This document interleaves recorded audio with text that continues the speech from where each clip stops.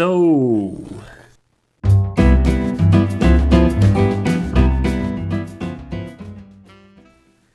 when I first got online in the 90s, the internet was still new and mysterious.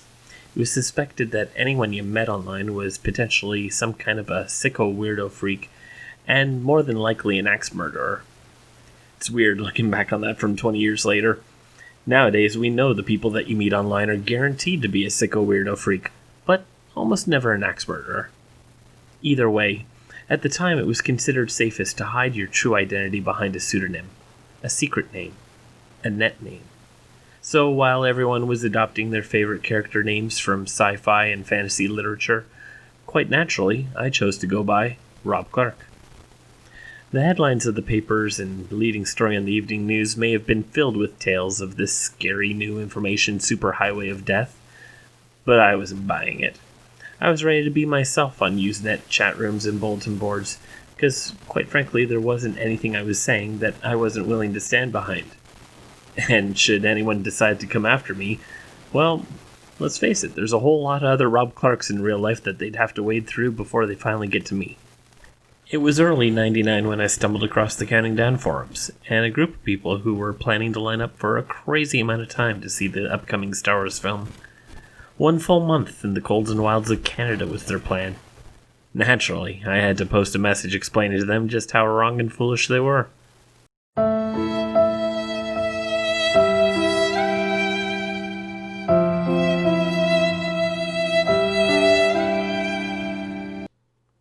Wouldn't it just figure? Every variation of my name was already taken by somebody else. I didn't want to be one of the numbered names, Rob Clark 1138 or some such. So I went with a nickname from back in my days of drawing comics. TragicLad. Yes, TragicLad.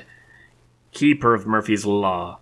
Able to see the dark cloud of every silver lining. It's a bird! It's a plane! No? What? Do I need to send you to the optometrist? It's tragic. It's TragicLad. It's TragicLad. It's me. It's TragicLad.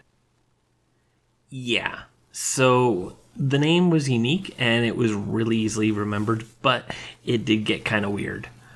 A whole lot of people who I'd eventually be interacting with in real life, well, they came to know me only by my net name.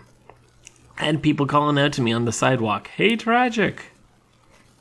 I'd get introduced to people and they'd blank on my real name, and so they'd introduce me to them as TragicLad, and so to this new group of people, I'd only be known as TragicLad.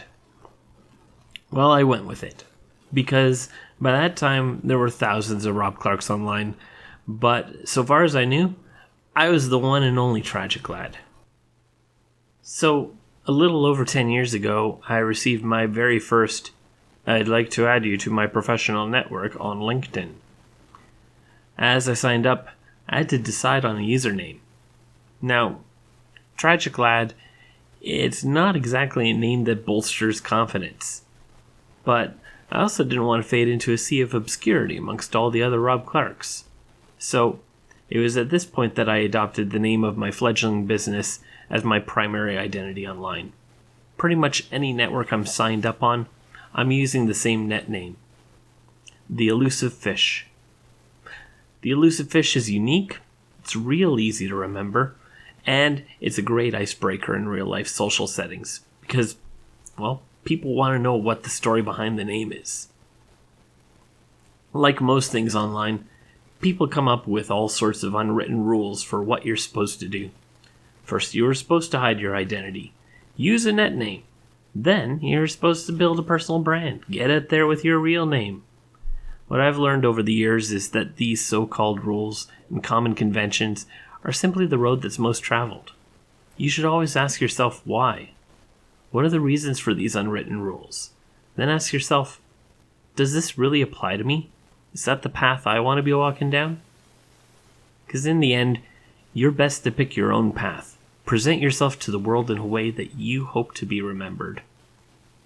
I'm Rob Clark, the Elusive Fish, also known to some as TragicLad. I'm a storyteller and a problem solver. So, who the hell are you?